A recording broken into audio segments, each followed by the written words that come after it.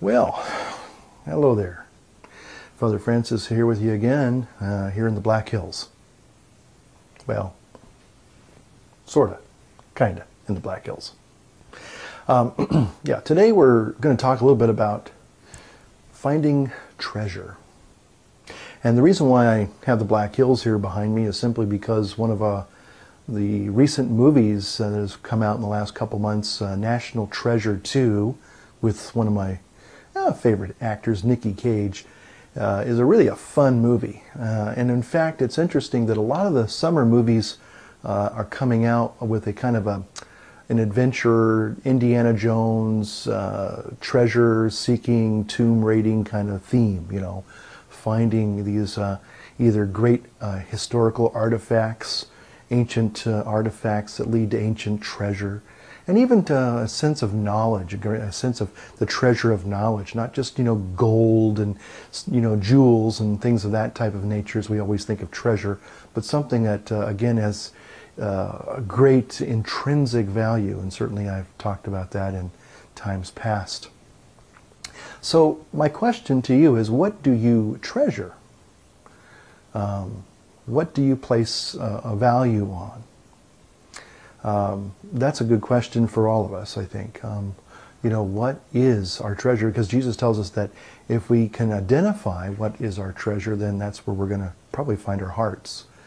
A lot of us, you know, we might put great value and say, I know when I was a young guy, your car, maybe your truck, you know, maybe, you know, just kind of, you know, being cool, you know, your fan club, you know, your popularity, you know, that was kind of a thing that was kind of, you know, important for you when you're young, you know. But again, later things change. Maybe you get a job, maybe you get a home, you know, you have a family, and then your treasure. If you look at the arc of your life, you know, I would say that how many of you would say that the thing that you valued in, say, when you were maybe 20, maybe say 18, you know, let's say 18, and let's say you're maybe in your 50s now, like I am, or maybe you're even older, you know, or maybe you're even a little bit younger, even in your 30s or 40s. You know, my question is, with whatever it was you treasured back then, is that still the focus of your treasure today? Is that something that you say, yeah, that's really means an awful lot to me?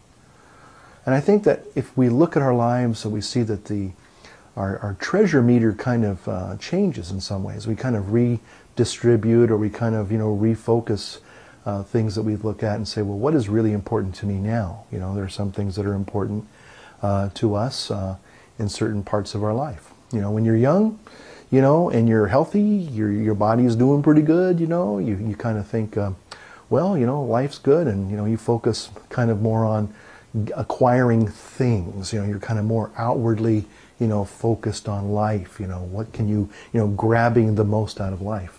But, you know, when you get a little older, like yours truly, you know, you kind of begin to look more internally because your body is beginning to fall apart. As Joseph Campbell said, you know, the body starts to rot after several decades of life on Earth, and, you know, you begin to contemplate the big trip, as I call it, you know, casting off this mortal coil. You begin to see that you have aches and pains that you never dreamed you would have, you know, just, you know, one guy said, you know, the difference between a young man and a middle-aged man is that a young man dreams about a BMW and a middle-aged man just dreams about a good BM, you know, that's a little joke there. And there's some truth to that, let me tell you. But our priorities change, and our treasure, you know, the thing that we treasure in life changes. But if we are Christians, hopefully we will treasure our faith. That will be something that if you were a Christian, you were catechized, and, you know, throughout your life, there's always that arc, there's always that part of your life that's very, very important and meaningful.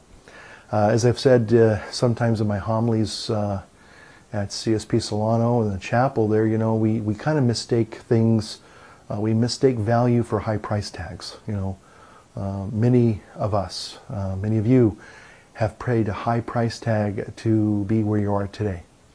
You look back on it and you probably say, boy, why did I do that? Why did I do that? What was I thinking? A big price tag that you have to pay for the chair or the bed that you're sitting on right now. And that's reality. It's kind of hard to swallow there, but that's the truth.